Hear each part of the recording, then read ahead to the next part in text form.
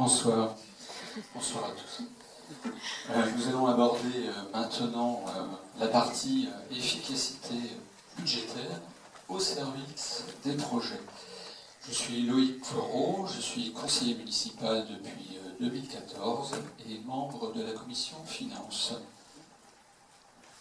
Et je suis Christophe Legal, donc je suis un des animateurs de l'association d'opposition Un Nouveau Cap depuis quelques années.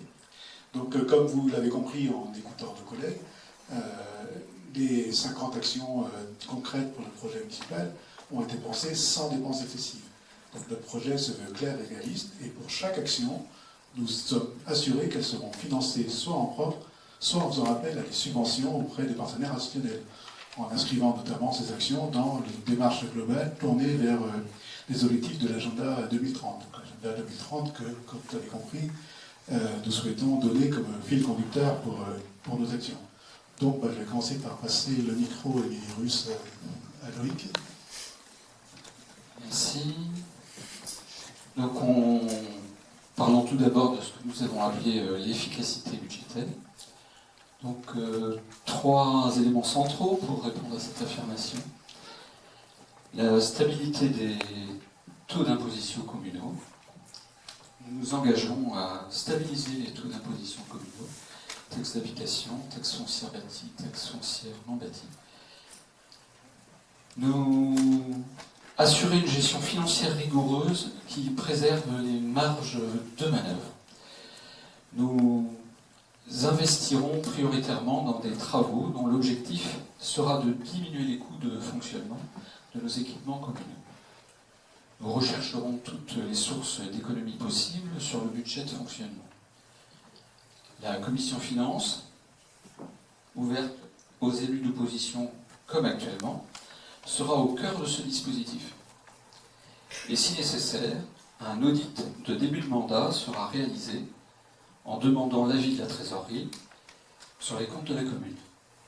Le débat d'orientation budgétaire fera l'objet d'une communication auprès de la population. Nous ferons appel à toutes les sources de financement extérieur en y répondant efficacement.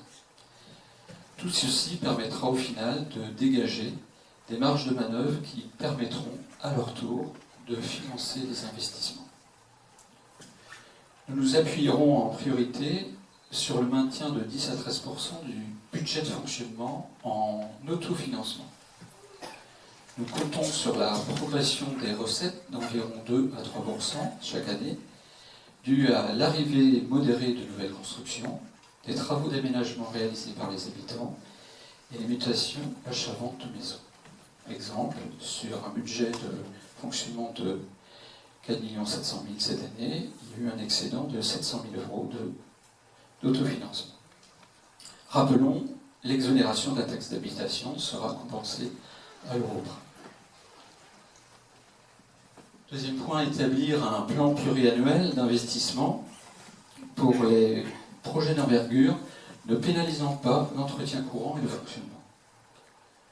Nous présenterons d'ici la fin de l'année, à l'occasion d'un débat budgétaire, un nouveau plan pluriannuel des investissements. Ce tableau de bord nous servira à établir le plan de financement ad hoc. Un nouveau bâtiment, pour une commune, c'est un investissement pour 40 ans. Il faut trouver un équilibre entre les remboursements de prêts, la dette, compatible avec le besoin de fonctionnement de tous les jours.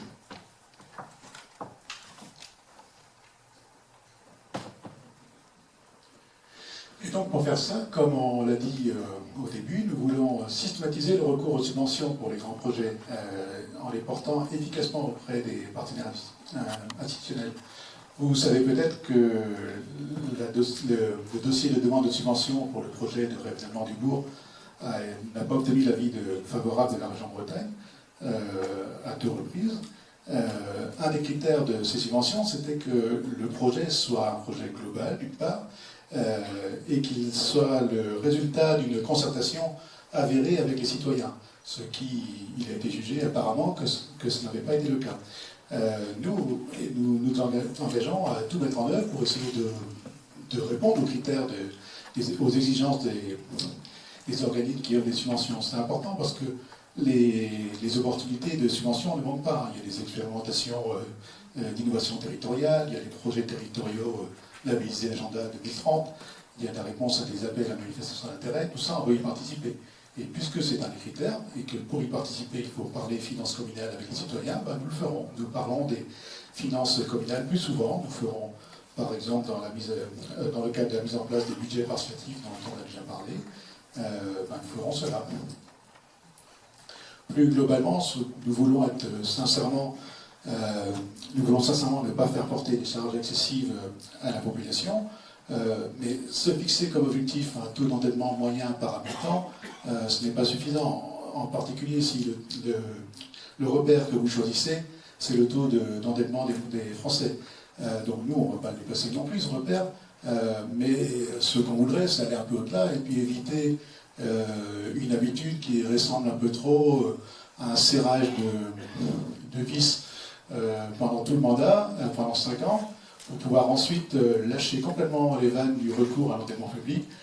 Si vous regardez la seule courbe qu'on va vous montrer ce soir, qui est la courbe d'endettement de la commune, vous voyez le scénario qui se reproduit.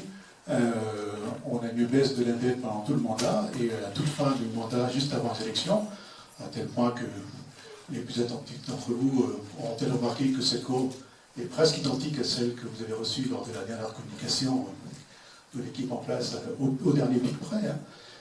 À la toute fin, on lâche l'endettement pour pouvoir financer les projets. Alors ce pic, il aurait pu être atténué si la commune avait obtenu toutes les subventions qu'elle espérait obtenir. Ce qui me permet d'ajouter une dernière remarque. Quand vous repérez une maison à 200 000 euros que vous avez envie d'acheter, et que votre banquier vous dit « moi je ne vous prêterai pas plus que 100 000 euros », qu'est-ce que vous faites? Vous révisez vos ambitions à la baisse. Et nous, on va faire la même chose au niveau des projets communaux. Si on a un projet communal qui coûte 1 500 000 euros et qu'on obtient 500 000 euros de subvention en moins que ce qu'on prévoyait, on révise ses ambitions à la baisse. On ne peut pas juste lâcher les vannes de l'endettement pour tout financer. Donc je laisse Loïc continuer sur ce sujet foncier. Après l'efficacité budgétaire, nous continuons avec la maîtrise du foncier, maîtriser, densifier notre aménagement urbain en effectuant des